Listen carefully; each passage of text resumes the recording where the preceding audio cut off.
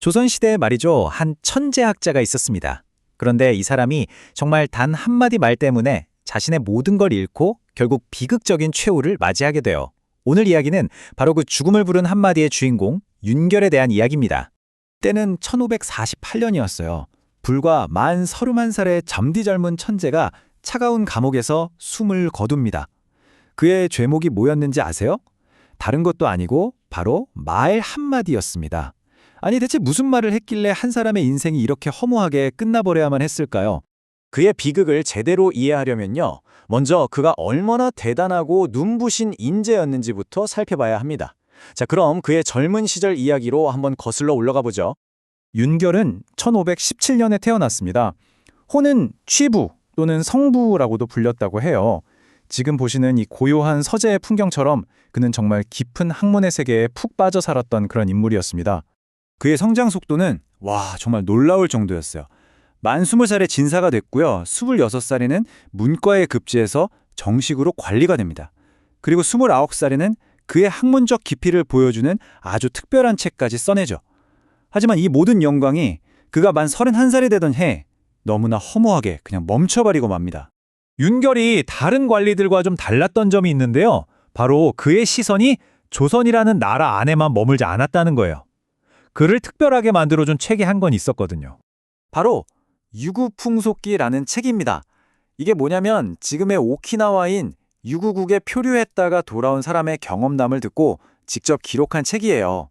당시 대부분의 학자들이 국내 정치나 고전에만 몰두했던 걸 생각하면 이런 지적 호기심은 정말 대단한 거죠.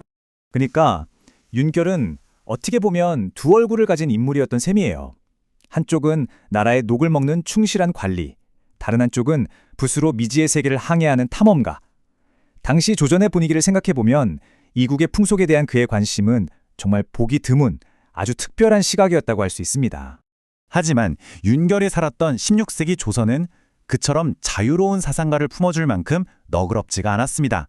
그가 마주해야 했던 현실은 피로 물든 냉혹한 권력 투쟁이었거든요. 당시 조선은 어린 명종을 대신해서 그의 어머니인 문정왕후가 수렴청정을 하고 있었어요. 그리고 그 뒤에는 막강한 권력을 휘두르던 오빠 윤원영이 있었죠. 권력은 한 곳으로 쏠렸고 궁궐에는 글쎄요, 피바람이 불기 시작했습니다. 그야말로 숨막히는 시대였습니다.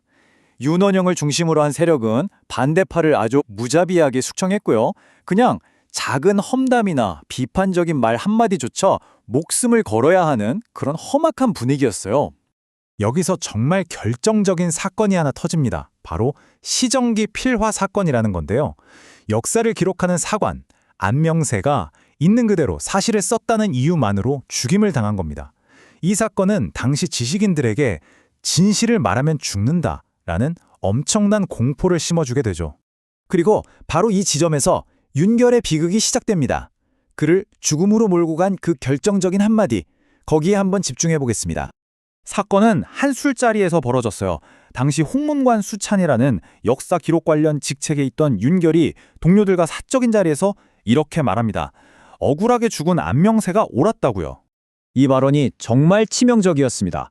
그 자리에 함께 있던 진복창, 구사한 같은 사람들이 이 말을 그대로 권력자에게 일러 바친 거예요. 그리고 그의 발언은 단순한 의견 표명이 아니라 문정왕후와 윤원영의 통치 자체를 비난했다는 거의 역모에 가까운 죄로 순식간에 둔갑하고 맙니다. 그의 삶은 그야말로 순식간에 나락으로 떨어졌습니다. 불과 며칠 전까지만 해도 붓을 들었던 존경받는 학자의 손엔 이제 차가운 감옥의 쇠창살을 붙잡는 죄수의 손이 되고 만 거죠. 정말 너무나도 빠르고 가혹한 추락이었습니다. 결국 윤결은 체포돼서 혹독한 국문에 받던 중에 1548년 만 31살의 나이로 옥에서 숨을 거둡니다. 마치 이 부러진 붓처럼 한 천재의 꿈과 이상도 그렇게 속절없이 꺾여버린 거죠. 그의 삶은 이렇게 끝났지만 이야기가 여기서 끝나는 건 아닙니다.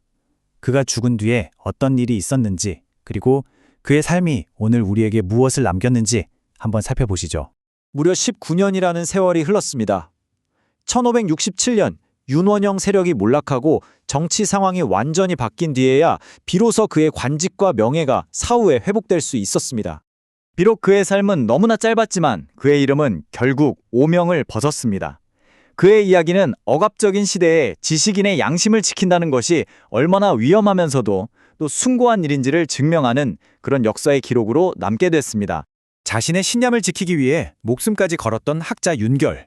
그의 삶이 500년이 훌쩍 지난 오늘, 우리에게는 과연 어떤 의미로 다가올까요? 그가 던진 질문에 대해 한 번쯤 생각해보는 것도 좋을 것 같습니다.